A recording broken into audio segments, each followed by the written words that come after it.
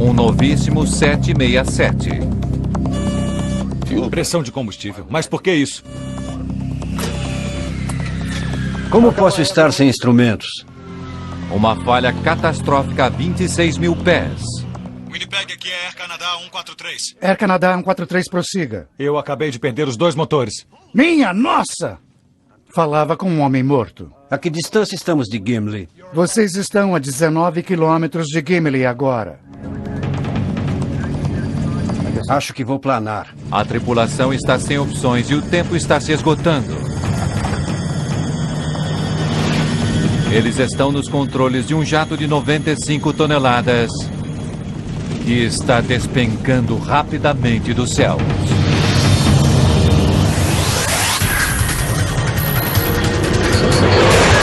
Mayday.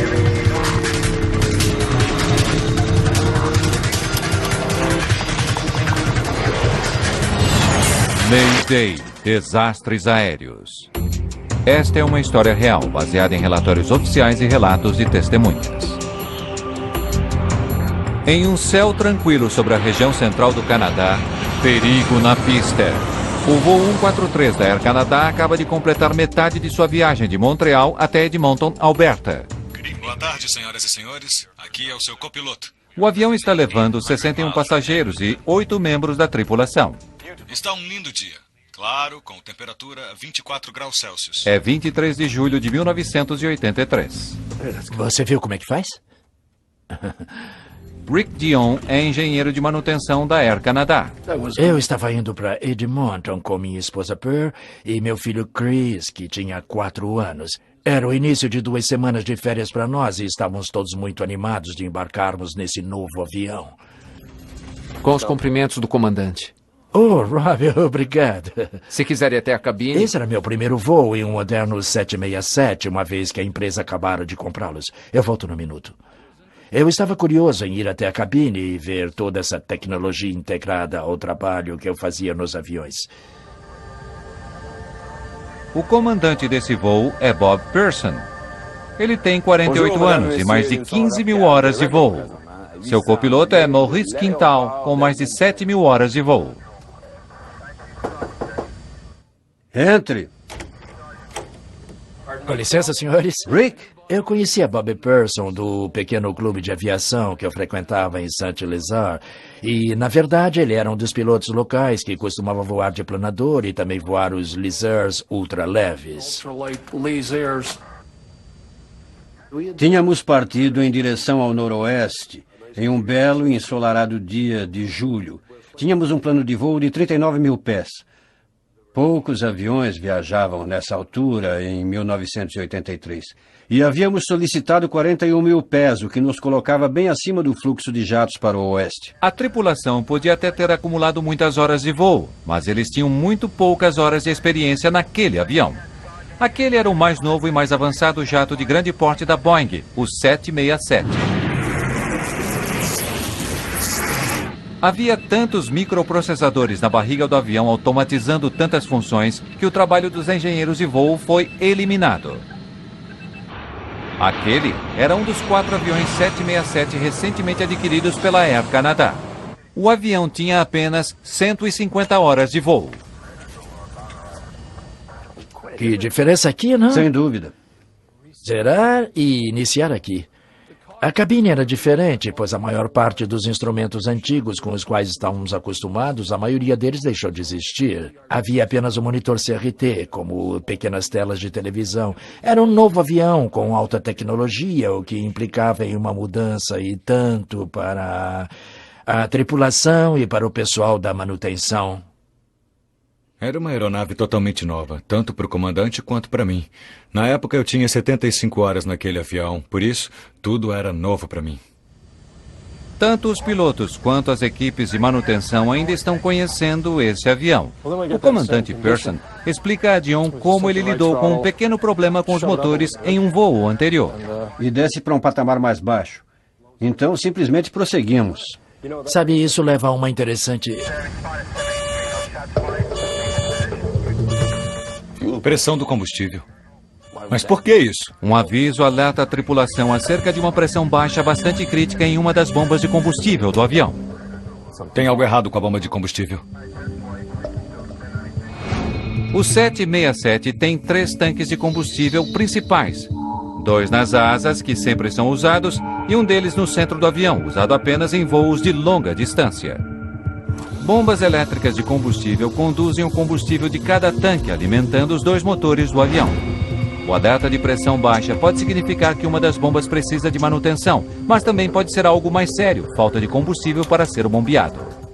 Falta de combustível na bomba. Espero que seja apenas uma falha da bomba. Garanto que é isso. Outro alerta de baixa pressão de combustível é dado, dessa vez de outra bomba de combustível, do lado esquerdo do avião. O computador de gerenciamento de voo de Pearson lhe diz que ele tem bastante combustível para o restante da viagem. O 767 também tem medidores de combustível digitais separados, mas nesse voo esses medidores não estão ligados. Os alertas não fazem sentido. O que você acha disso? Você pode estar sem combustível no tanque esquerdo. Antigamente eu lidava com transferência de combustível e sei quando está havendo uma tentativa de se esvaziar um tanque. Ele irá emitir um sinal de pisca periodicamente, então a bomba irá reiniciar o fluxo e a luz irá se apagar. E nesse caso parecia ser exatamente isso. O comandante Pearson sabe que se o tanque esquerdo estiver com pouco combustível, o tanque direito pode estar na mesma situação. Vamos para o Winnipeg. Agora. Pearson quer aterrissar o mais rápido possível, no caso de o avião estar ficando sem combustível. A tripulação ainda está a mais de 1.120 quilômetros de seu destino original, Edmonton, em Alberta. O aeroporto mais próximo e adequado para receber um avião desse porte é Winnipeg, Manitoba, a apenas 190 quilômetros dali. Os computadores de bordo indicavam haver bastante combustível a bordo, além de 3 verificações de combustível de rotina cruzadas com o nosso combustível no plano de voo. Assim, resolvemos desviar o voo para o Winnipeg, onde a Air Canada tem uma importante base de manutenção. Central Winnipeg? Aqui é Air Canada 143. Air Canada 143, prossiga. Ron Hewitt tem 20 anos de experiência como controlador de radar. Sim, senhor. Temos um problema. Solicitando direcionamento para Winnipeg. Air Canada 143, tome posição. Direção Winnipeg. Você tem permissão para manter 6.000. Decida quando desejar. Eu o orientei para 6.000 quando desejasse e foi só. Ele não nos disse qual era o problema, pois não é da minha conta. Damos a ele o que ele quer. Tiramos todos do caminho, é basicamente o que fazemos. Certo, vamos para 410. Agora Pearson começa a descer de 41 mil pés. Minha nossa. Dispararam todos. Os alertas de pressão baixa estão se alastrando para um número cada vez maior de bombas de combustível.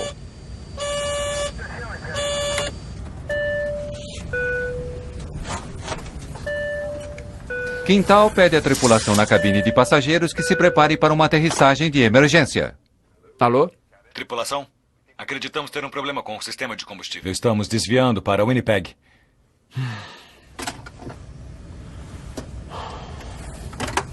Todos os comissários para a galley da frente, por favor. Espero que sejam apenas alarmes falsos. Rick, há alguma coisa que não tenhamos feito? Não, Bob.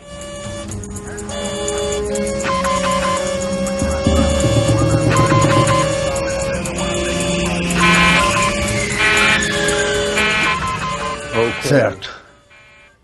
Perdemos o motor esquerdo.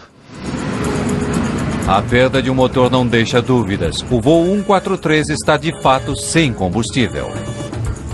Lista de verificação. Aterrissagem com o motor só. Pearson foi treinado para aterrissar um 767 só com um motor. Nunca ninguém tentou aterrissar sem nenhum dos motores.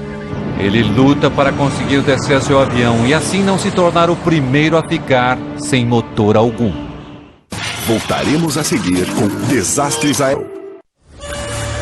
Com apenas um motor funcionando no voo 143 da Air Canada e com a possibilidade de outro motor parar, a tripulação prepara os passageiros para o pior.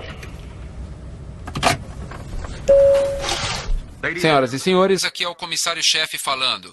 Devido a problemas mecânicos, vamos nos preparar para uma aterrissagem de emergência. Por favor, voltem para as poltronas e coloquem seus cintos. Sua tripulação está bem treinada para lidar com esta situação. Alguns membros da tripulação já começaram a preparar a aeronave.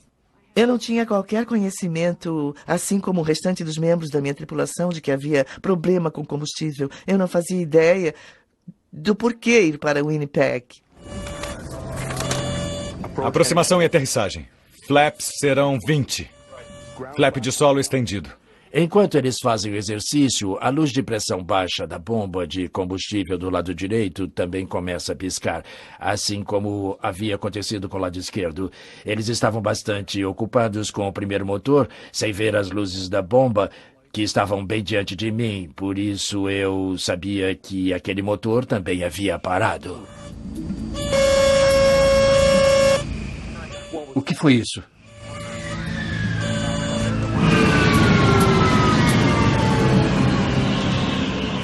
Em breve começaremos a lhes dar as orientações.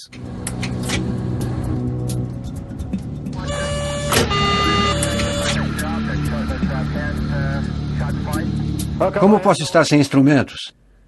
Nossos lindos e coloridos painéis de monitoração dos motores e dos instrumentos simplesmente apagaram. Acontecer exatamente o que Pearson temia. Ele perder os 2 motores. A 26.500 pés, a ainda 120 quilômetros do aeroporto mais próximo, ele está sem combustível. Winnipeg, Air Canada 143. Air Canada 143, prossiga. Eu acabei de perder os 2 motores.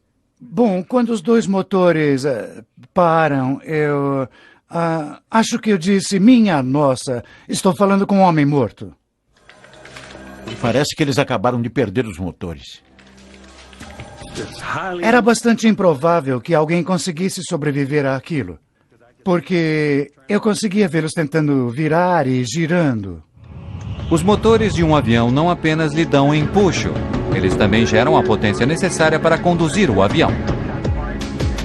O avião ficou completamente incontrolável. Entretanto, os aviões modernos são como canivetes suíços. Há sempre mais alguma coisa com que contar. No caso de perda de potência, o avião usa automaticamente o HAT, ou turbina acionada a ar. Ela é acionada por mola e a hélice que impulsiona essa pequena bomba hidráulica é quase do tamanho de uma hélice que você veria um pequeno Cessna 150. E esse braço é lançado para baixo até a corrente de ar, produzida pela hélice. Essa hélice começa a girar, impulsiona essa bomba hidráulica e lhe fornece os sistemas básicos. Era bastante silencioso. Voar sem os motores. Pearson sabe que o tempo está acabando. Ele precisa de orientações quanto à pista de aterrissagem mais próxima. 143, isso é um Mayday e solicitamos vetoração para a pista disponível mais próxima. Air Canada 143, entendido. Mas a perda dos motores do avião trouxe consequências inesperadas para o controle de tráfego aéreo. Sumiram. Estavam bem aqui. Nós os perdemos, ele saiu da tela. Preciso de um radar primário.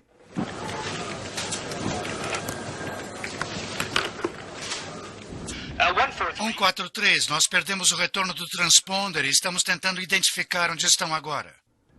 Trabalhamos com um transponder que é chamado radar secundário. Captamos o sinal de um piloto para identificar a aeronave.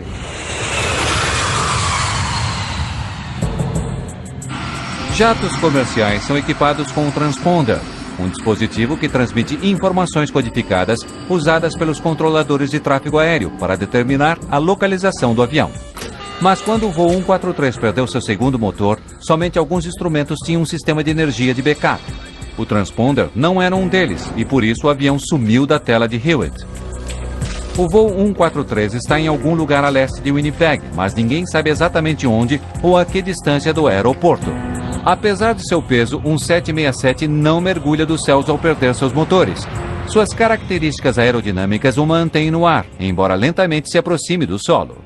E eu estava tentando descobrir quantos quilômetros estávamos avançando em comparação a quantos milhares de metros estávamos caindo. Mas Quintal não tem os instrumentos que lhe dão as informações de que ele precisa para tal cálculo. Como perdeu o sinal do avião, Hewitt também não tem como dar essa informação a Quintal. Os controladores de voo trabalham apressadamente para encontrar um meio de localizar o avião. Antes da aterrissagem, ouvirão a ordem para se preparar para a aterrissagem. Façam isso imediatamente e permaneçam assim até que o avião pare completamente. Há duas maneiras de se preparar. Primeiro, curvem-se para frente. Levantem os braços e apoiem as mãos no encosto da poltrona à sua frente. O executivo Bryce Bell está voltando para casa em Edmonton. Tão logo eles anunciaram que faríamos uma aterrissagem não programada em Winnipeg, eu desejei não ter tomado os 2 drinks que eu havia pedido, porque eu pensei, você vai ter apenas uma fração de segundo e esse avião vai explodir. E a decisão que você tomar naquele instante dependerá do seu grau de atenção. Acho que é isso. Digamos que seja ele. Como seu moderno equipamento não consegue localizar o voo 143 da Air Canada, os controladores passam a usar um antigo radar, que não precisa de um transponder para localizar aviões. Precisei ligar meu radar de verdade, o radar de reflexão, que nem chega aos pés do outro e nem mesmo usamos, se pudermos evitar. Certo, consegui. 100 de Winnipeg e 72 de Gimli. 143, temos você a 104 quilômetros de Winnipeg e cerca de 72 quilômetros de Gimli. Pela primeira vez desde que perderam a força dos motores, os pilotos ficam cientes de sua distância de Winnipeg. Melhor ir para Winnipeg. Mas Quintal acha que Gimli seria uma escolha mais segura. Gimli, em Manitoba, tem uma base da Força Aérea desativada, cerca de 32 quilômetros mais próximo do que em Winnipeg. Por sorte, Maurice Quintal treinou em Gimli enquanto estava nas Forças Armadas e conhece bem o lugar. 72 quilômetros até Gimli. Tem uma pista longa lá. Há equipamento de emergência em Gimli? Negativo, nenhum equipamento de emergência. Creio que apenas uma pista disponível. E não há torre de controle e nenhuma informação a respeito. Pearson precisa considerar a possibilidade de uma aterrissagem com risco de desastre. Se ele tiver alguma possibilidade de chegar a Winnipeg, que possui suporte de emergência completo, ele sabe que precisa tentar. Certo, então preferimos Winnipeg. Ótimo, 143, continue em seu curso atual. Me arrependi de coisas que eu não tinha feito na vida, maneiras com que eu tinha tratado alguém aqui ou ali, ou que eu desejaria ter tratado melhor. Eu pensava em como eu havia sido tolo em relação a algumas coisas e que dava tanta importância e como tudo isso era tão insignificante face à verdadeira realidade. Foi realmente devastador. E eu me lembro de ter dito à mamãe com um bebê que...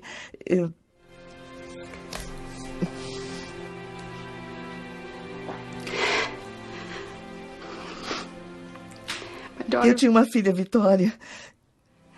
E me lembro de ter dito a essa mulher que tudo ia dar certo. E eu disse a ela, e me senti tão orgulhosa de mim mesma, de conseguir ser tão firme com ela.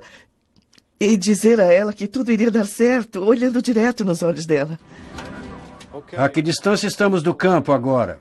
Vocês estão a 62 quilômetros de Winnipeg. Entendido.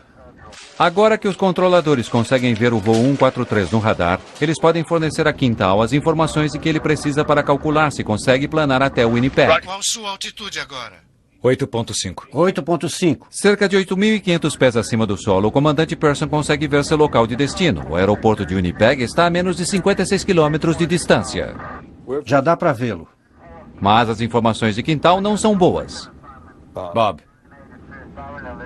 Morris estava controlando com tranquilidade a distância e a altitude através das informações do controle de tráfego aéreo em Winnipeg e calculou nossa situação. E chegou à conclusão de que talvez não conseguíssemos chegar à pista em Winnipeg.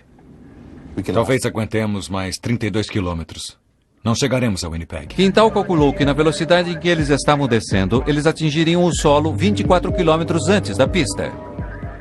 A que distância estamos de Gimli? Vocês estão a cerca de 20 quilômetros de Gimli nesse momento. Onde está? Para onde ele está indo? À direita. Vire à direita em direção a 3, 4, 5. Eu diria que você tem 6 quilômetros até lá. Certo, ótimo. Vamos para lá. Vou ver como está minha família. Não precisam mais de mim por aqui, né? Não, estamos bem.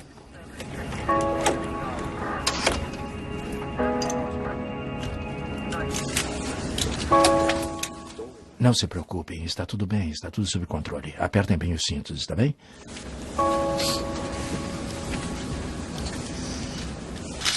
Quando eu finalmente fui para minha poltrona me sentar, foi que eu pensei...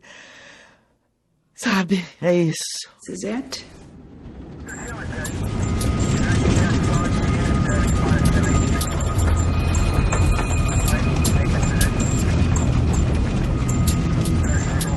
Baixar trem de pouso. Entendido. O copiloto Quintal desce o trem de pouso. Como não há potência hidráulica, Quintal faz o que é conhecido como queda por gravidade, deixando que o próprio peso do trem de pouso o faça descer e o trave no lugar. Os dois principais trens de pouso são pesados. Eles caem imediatamente e 2 luzes verdes confirmam que estão travados, mas o trem de pouso no nariz do avião é mais leve, ele não trava. Conseguimos ouvir claramente quando o trem de pouso principal baixou e foi travado, mas eu não sabia se o trem de pouso no nariz do avião estava baixado e travado. Se é alguma coisa que você não pode controlar, você não fala a respeito, você não toca no assunto. O principal era colocar o avião naquela pista. 8 quilômetros para aterrissagem. Entendido. Podemos ver o campo. A 8 quilômetros de Gimli, Pearson e Quintal finalmente veem uma pista onde podem aterrissar, mas há um problema. Estamos muito perto. Vai ficar muito inclinado e muito rápido. Sim, eu sei. Pearson está quase na pista, mas está muito acima dela. Se descer a uma velocidade normal, ele irá passar pela pista de pouso. Mas se vier muito inclinado, seu avião ganhará muita velocidade e ele não conseguirá parar antes do final da pista. Em uma aproximação normal, temos slots que nos permitem diminuir a velocidade do avião e voar a uma velocidade menor, com segurança. Estávamos sem isso, uma vez que estes são mecanismos acionados pelo sistema hidráulico principal. Então, o que fazer? Então conversamos. Tínhamos 2 possibilidades. Uma delas era dar uma volta de 360 graus e eliminar o excesso de altitude. Por outro lado, eu imaginei que isso levaria cerca de 3 minutos e já estávamos descendo a uma velocidade de 2.500 pés por minuto. Por volta de apenas 3.000 pés acima do solo, o avião não tem altitude suficiente para fazer um círculo completo. Se continuasse assim, ele atingiria o solo antes de voltar para a pista de aterrissagem. Pearson escolhe a segunda opção. Eu acho que vou planar. Pearson resolve tentar uma manobra chamada glissagem, praticamente desconhecida nas empresas aéreas que fazem voos comerciais, mas às vezes usada por pilotos e planadores. E Bob Pearson tem muita experiência pilotando planadores. Vou deslizar para baixo até estarmos quase chegando à pista e aí eu nivelo. Tá bom. A glissagem envolve o que é conhecido como comandos cruzados. Lá vamos nós. Pearson pretende forçar o avião para uma queda livre lateral, permitindo-lhe cair rapidamente sem aumentar sua velocidade para frente. Na verdade, Pearson nunca fez uma glissagem em um planador, mas ele está tentando uma agora, em um Boeing 767. A única maneira que eu tinha para controlar nossa velocidade e nossa descida em relação à pista era induzindo um arrasto na fuselagem, cruzando o comando do leme e dos profundores na cauda, e os ailerons nas pontas das asas, colocando o avião em uma configuração de deriva. Então eu posso variar isso para aumentar ou diminuir nossa velocidade, ou aumentar ou diminuir nossa velocidade de descida. Pearson controla a descida do avião usando seus lemes e ailerons para alterar o ângulo do avião.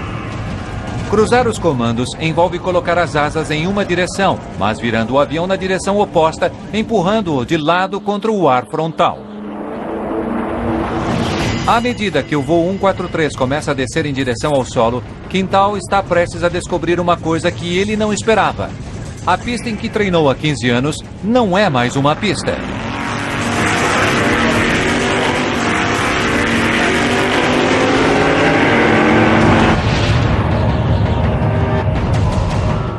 Voltaremos a seguir com Desastres Aéreos, no Nat Geo.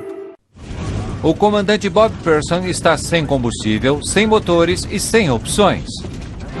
Se ele não conseguir alinhar o avião com a pista em Gimli, ele não terá uma segunda chance.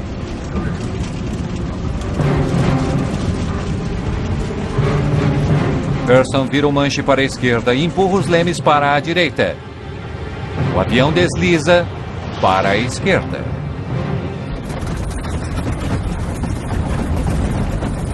Estávamos sentados no centro do avião, que é o seu coração.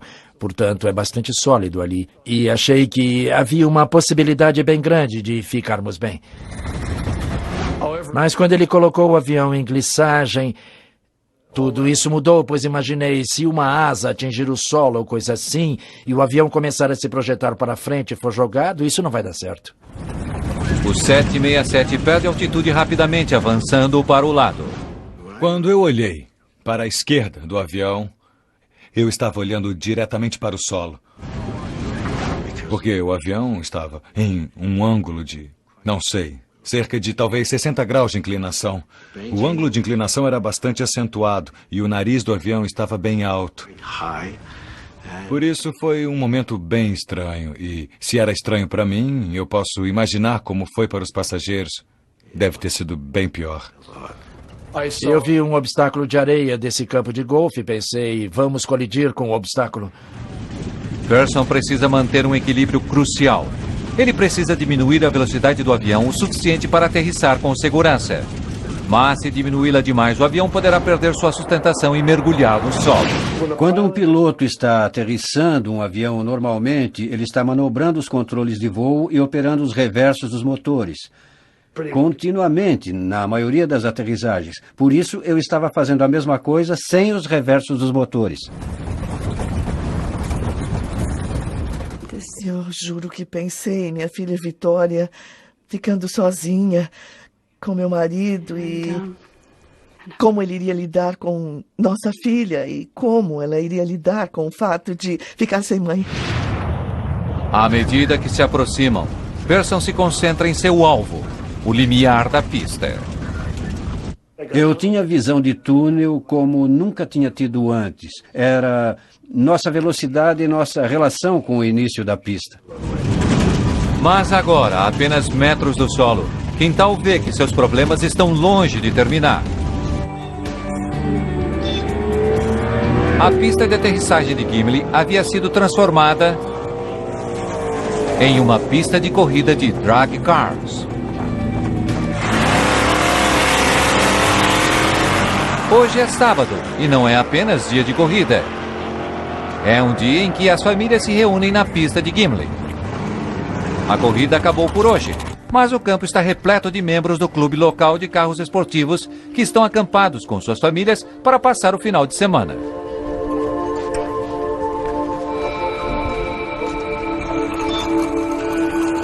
Duas crianças resolveram pedalar pela extensão da pista. Elas não ouvem um avião que se aproxima. Sem os motores, ele é silencioso. E uma coisa que um 767 não tem é buzina. Atenção! Preparem-se para aterrissar.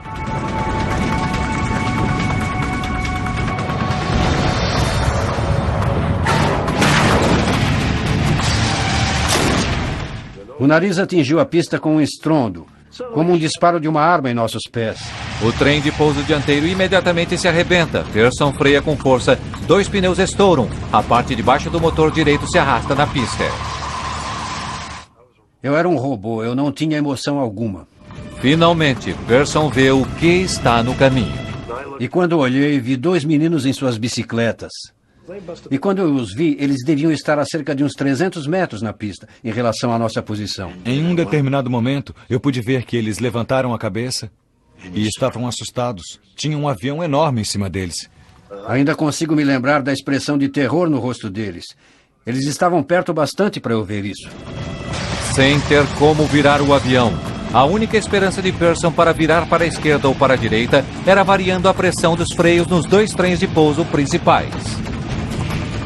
E foi então que o meu coração começou a disparar. As crianças entram em pânico e tentam correr ainda mais do que o avião, que estava a cerca de 320 km por hora. Eu sabia que não podia avançar com o avião sobre esses meninos e ia desviá-lo para o gramado na lateral da pista. Havia pessoas acampadas do lado oeste da pista. Fato que eu não percebi até tocarmos o solo e o nariz estar no chão, e ainda consigo me lembrar das pessoas do lado esquerdo fazendo churrasco. Dino Calvert está na pista com seus amigos para um final de semana de corrida. Um dos homens, nos pit stops, pulou de repente para dentro do carro dele e saiu. E eu pensei, geralmente as pessoas não dirigem assim nos pit stops. E quando eu olhei para cima, só consegui ver fumaça subindo. Person faz todo o possível para parar o avião a tempo. Minha nossa!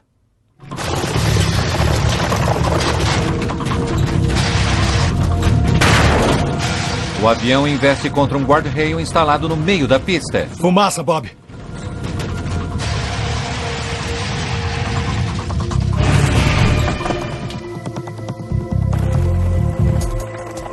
"17 minutos depois de ficar sem combustível, o voo 143 da Air Canada para completamente na pista.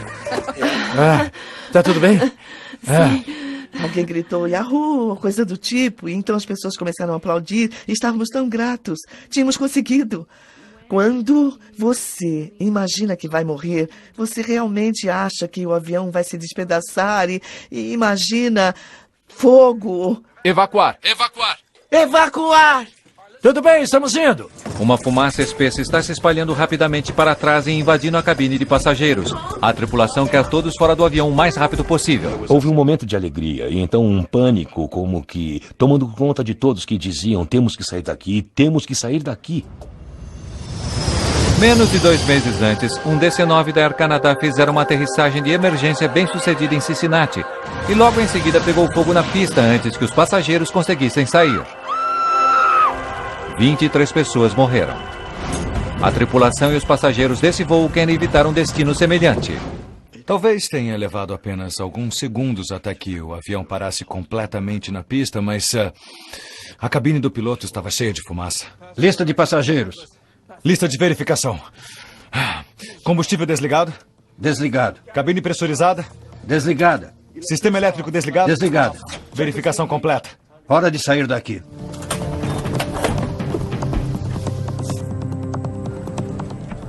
Vamos lá, pessoal, peguem os extintores. Pegamos os extintores de incêndio a caminho do avião. Você nunca se aproxima de um incêndio em uma pista sem levar um extintor de incêndio. E corremos em direção ao avião. As portas se abriram e vimos os escorregadores se desenrolando como se fossem as pernas de uma aranha.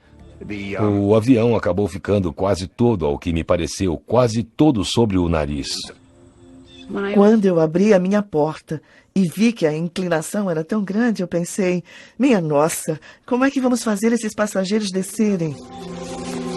Devido ao ângulo de inclinação do nariz do avião para baixo, os 2 escorregadores traseiros não chegam até o solo. 10 pessoas se machucam levemente durante a evacuação, a maioria delas devido à grande inclinação dos escorregadores. Eu ouvi pela frequência do radar oeste. Ele dizia... Um dos 767 diz... ele aterrissou bem, ele está inteiro, e foi então que nós vibramos. Eu disse, tudo bem, porque todas aquelas pessoas iriam dormir em suas próprias camas aquela noite.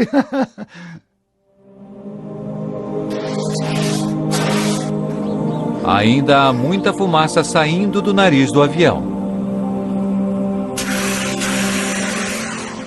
Tinha uma camada de 15 centímetros de isolamento entre a camada interna e a externa que estavam começando a queimar, devido à fricção. Os comissários têm boas notícias. Todos os 61 passageiros saíram do avião e ninguém teve ferimentos graves. Viemos ajudar vocês.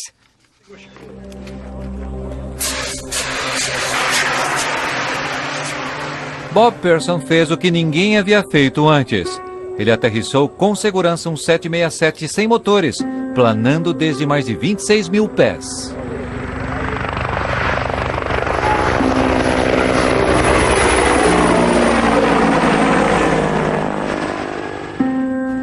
Gimli, Manitoba. Imediatamente o ocorrido é manchete nos jornais do mundo todo. As pessoas já estão se perguntando como um dos mais sofisticados aviões de passageiros do mundo pôde ter ficado sem combustível. Olhem bem aqui. A investigação começa no dia seguinte. Bill Taylor e Diane Rochelot, da Agência de Segurança Aérea Canadense, estão entre os primeiros investigadores a chegar ao local. Na época, eu era engenheira mecânica júnior. Eu estava trabalhando para Transporte Canadá fazia um ano. Partir para campo pela primeira vez era emocionante, era algo novo, era um avião de grande importância. Quando passamos para o sistema de indicação de combustível, eu, na verdade, deixei a Diane lidar com os detalhes do sistema de computador. Primeiro, Bill Taylor precisa confirmar o que todos têm lhe dito, que o avião estava sem combustível. Investigadores esvaziam os tanques e coletam menos de 68 litros de combustível. A capacidade do 767 é de quase 96 mil litros. É como ter 5 colheres de sopa de combustível em um carro de porte médio. Agora Taylor precisa examinar a possibilidade de que o combustível tenha vazado durante o voo. As outras verificações envolviam procurar provas de que o combustível havia sido perdido. Chegamos até o ponto de entrar no que eles chamam de compartimento seco do avião. Eu sou um pouco claustrofóbico e por isso não fiquei muito entusiasmado com a ideia, mas entrei, dei uma olhada com uma lanterna e pude confirmar que não havia ali sinal de vazamento de combustível. Isso deixa Taylor com apenas uma conclusão. O voo 143 decolou sem combustível suficiente. Agora os investigadores precisam descobrir por quê. Eu não acredito que esteja inteiro. Diane Rochelot começa a buscar a resposta àquela pergunta nos sofisticados sistemas eletrônicos do avião sob a cabine. O 767 era um avião novo e tinha muitos sistemas computadorizados. E creio que em 1982 esses sistemas estavam surgindo no mercado em um ritmo veloz e eram sistemas eletrônicos mais recentes. Rochelot confirma que uma unidade computadorizada, o processador de medição de combustível digital, não estava funcionando corretamente nesse avião. Não havia peças de reposição em Montreal e por isso não tinha sido possível substituí-lo. Rochelot leva o componente para um teste. Havia ficado resolvido que a unidade de processamento de combustível seria levada para o fabricante Honeywell em Indianápolis para testes. E essa tarefa havia sido atribuída a mim. Passamos então por todos os procedimentos de testes e, em um determinado momento, nós de fato descobrimos que havia um mau funcionamento na unidade. Durante os testes, nos aprofundamos cada vez mais e descobrimos que um dos circuitos, chamado bobina do indutor, uma peça bastante pequena, fora encapsulada durante o processo de fabricação. O que significa que estava coberta com plástico. Não é possível ver porque ela está coberta com plástico, não é possível ver a bobina do indutor, mas ao retirarmos o invólucro plástico, pudemos ver que a junta de solda não havia sido feita de forma adequada, o que levou ao mau funcionamento do sistema. O processador defeituoso explica por que Pearson não tinha indicadores de combustível durante o voo, mas não explica por que ele não tinha combustível suficiente. Os indicadores inoperantes estavam, sem dúvida, com problemas. O pessoal de terra não precisou deles quando abasteceu o avião. Os investigadores confirmam que a equipe em terra de fato fez uma verificação manual do combustível antes da decolagem. O que vocês fizeram em seguida? Bom, fizemos uma verificação manual dos 2 tanques e colocamos combustível para a viagem até Edmonton. O voo 143 deveria ter decolado com combustível suficiente para a viagem. Certo, obrigado. Isso ajuda.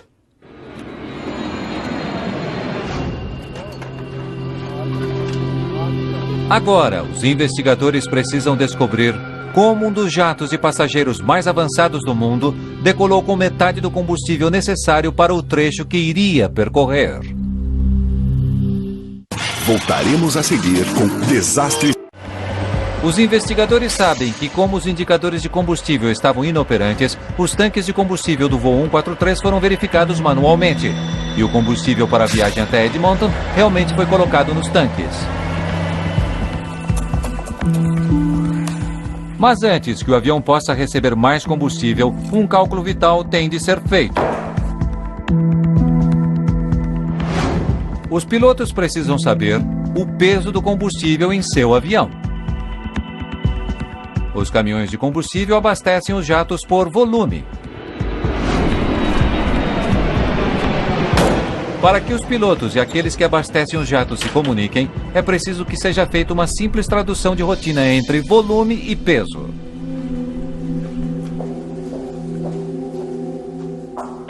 Obrigado.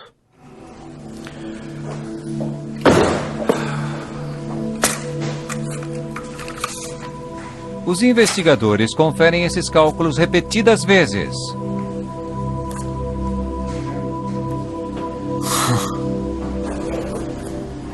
Os registros de abastecimento do dia do acidente fornecem as respostas que eles estavam procurando.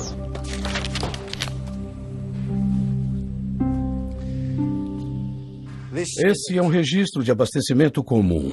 Mas quando os investigadores examinam os cálculos para o voo 143... E este é do voo 143. Eles não encontram nada de errado. O documento mostra com clareza a quantidade de combustível nos tanques, direito e esquerdo. Mas os investigadores estão preocupados com dois números em especial. Um deles converte volume em quilogramas e o outro faz a conversão para libras.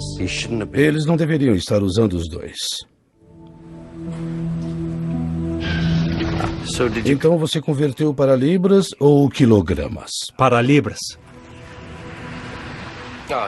Para quilos. Posso ver isso outra vez? Outras entrevistas com os técnicos e a tripulação revelam que os acontecimentos no voo 143... Agora não sei o que eu fiz. Foram provocados por erro humano, envolvendo erro de cálculos e basicamente treinamento inadequado. Pronto, já terminei. Os técnicos que reabasteciam o voo 143 se confundiram com os cálculos ao converter o volume que saía do caminhão de combustível para o peso do combustível nos tanques do avião. Obrigado. Ninguém que viu os cálculos naquele dia percebeu o erro elementar. Em 1983, as equipes em terra estavam acostumadas a converter para libras a quantidade de combustível que saía de seus caminhões. O 767 foi o primeiro avião da frota da Air Canada com medidores métricos de combustível. Seu combustível deveria ter sido calculado não em libras, mas em quilogramas, o que exige um cálculo diferente. O voo 143 precisava de 22.300 quilos de combustível para a viagem.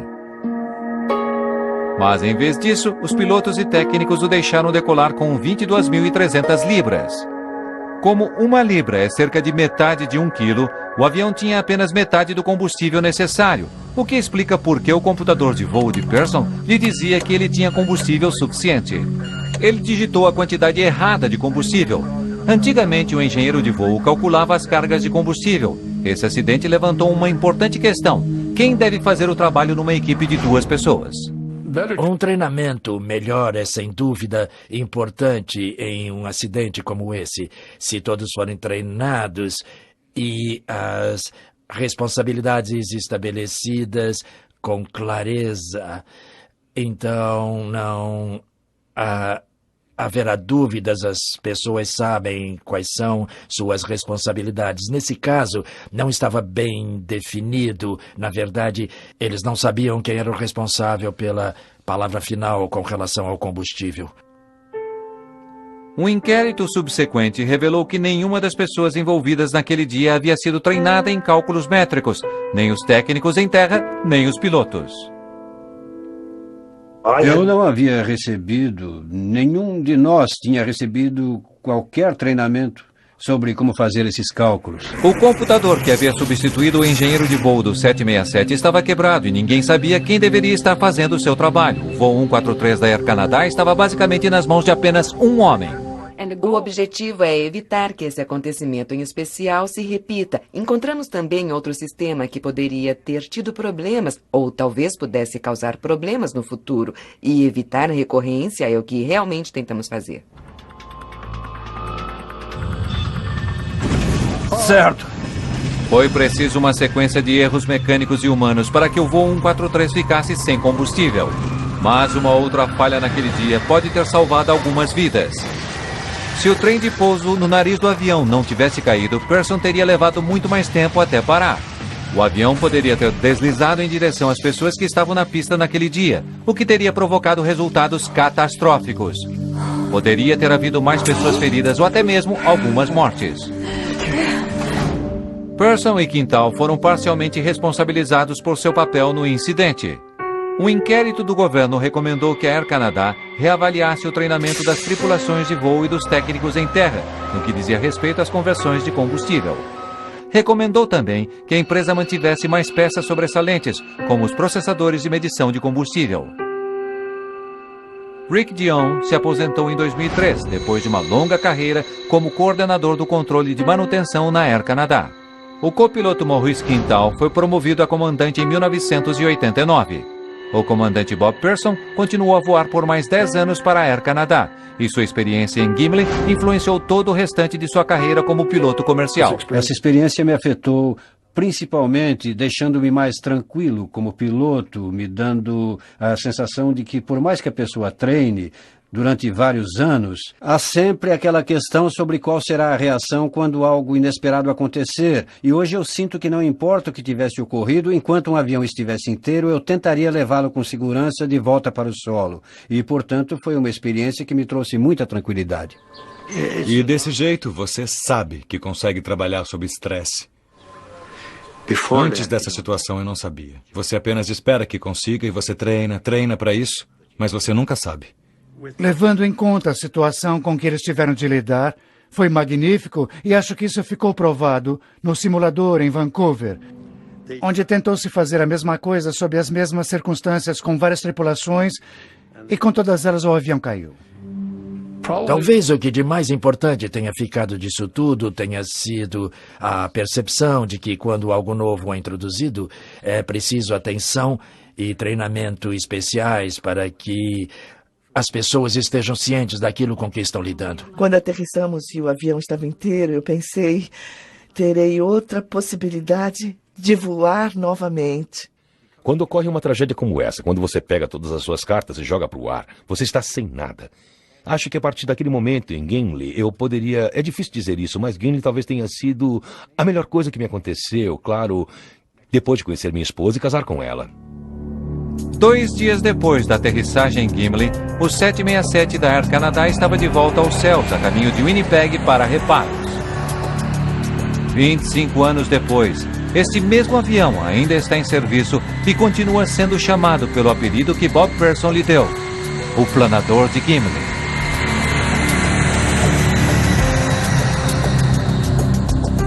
Versão brasileira Centauro.